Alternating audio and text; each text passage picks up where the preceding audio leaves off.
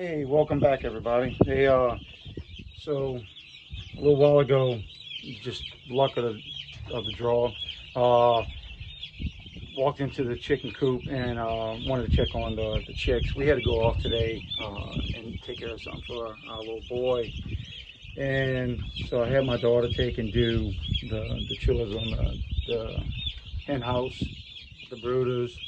The only thing I don't let her do are the pigs. She can do it. She has done it in a crunch, but I don't suggest letting your kids, go back there with, with pigs and not by herself at 12 years old. So with that being said, everything was good. I mean, it looks like she did everything really, really well. She added some bedding in it, freshening it up.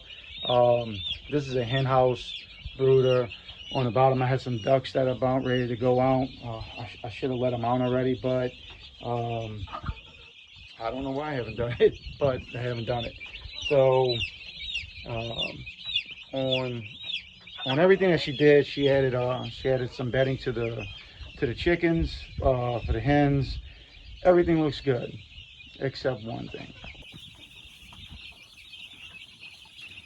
Now these are, and you can really, you know, when the hens are looking good, everything's fine.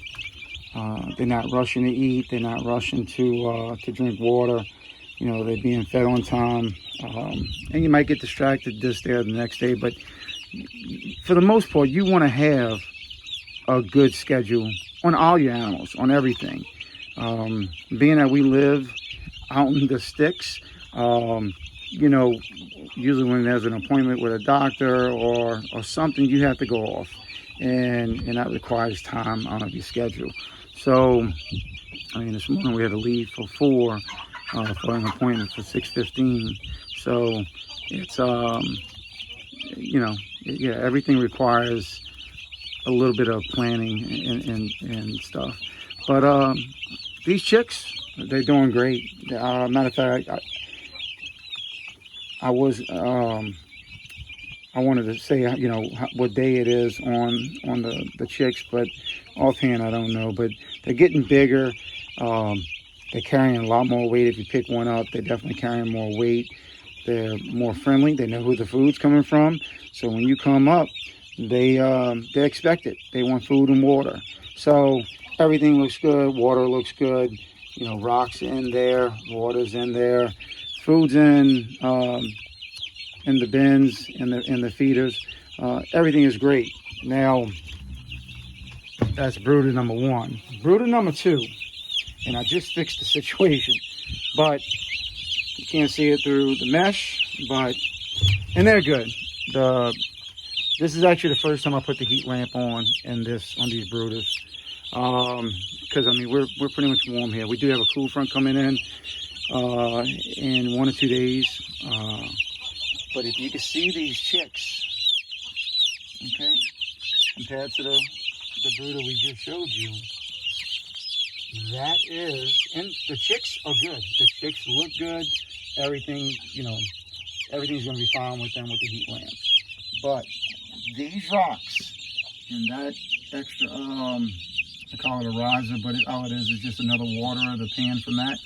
And those rocks, she didn't take and put into the water. And when that happens, your chicks turn out to be like this. They want to take a bath in it. That is not safe. Even for warm days, that's not safe. Too much water, getting wet, especially at, baby chicks, when they start getting in that 6th, 7th, 8th week, they can withstand some water, some rain. Even then, you don't, not with these birds. It's not like a hen that you might have, an egg-laying hen that you might have for a year or 2, and they'll stay outside in the rain all day long. These are not, I've had some dealings with them in the past, and, rain is not good to these ladies. But you can tell if they're all wet, and they're going to dry up. They're drying off already with the heat lamp. So you can tell the difference in them. I was kind of worried at first. I mean, I opened up the brood and I started freaking out. But it is it was the no rocks, and they wanted to go swimming. So that's why the rocks are put in there. If I would never came in here, I can tell you right now, this was a bad situation if I would never stepped in here. So I have to fix a couple of things back there, maybe separate a few of them so they're not jumping on top of each other. But yeah, so hopefully we can take care of this and this will be all right. All right, just remember, your water is, put the rocks at the bottom of it. It definitely helps, 100%. Again, this was no rocks. I just added the rocks. Water was clean, everything was good. She just forgot to add the rocks. And so we have that, and you can truly tell the difference. These had the rocks in it.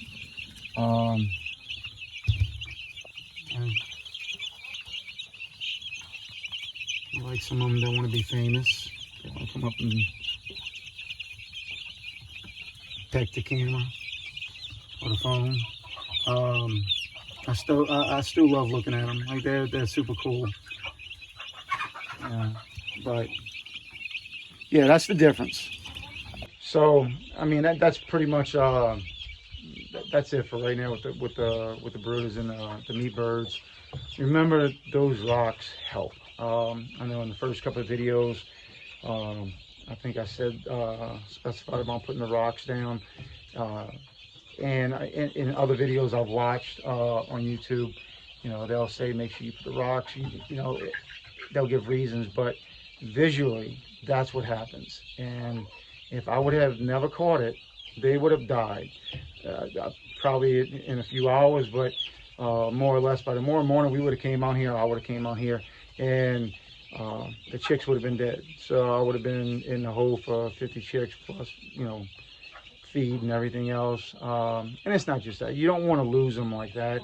You know, there's a process, there's a way of doing things, and with any animal that you're around this farm, you know, the pigs, you want to take care of them. You don't want them dying for no good reason. There's a purpose for everything on a farm, everything. So with that being said, y'all have a great day. Look forward to seeing y'all tomorrow.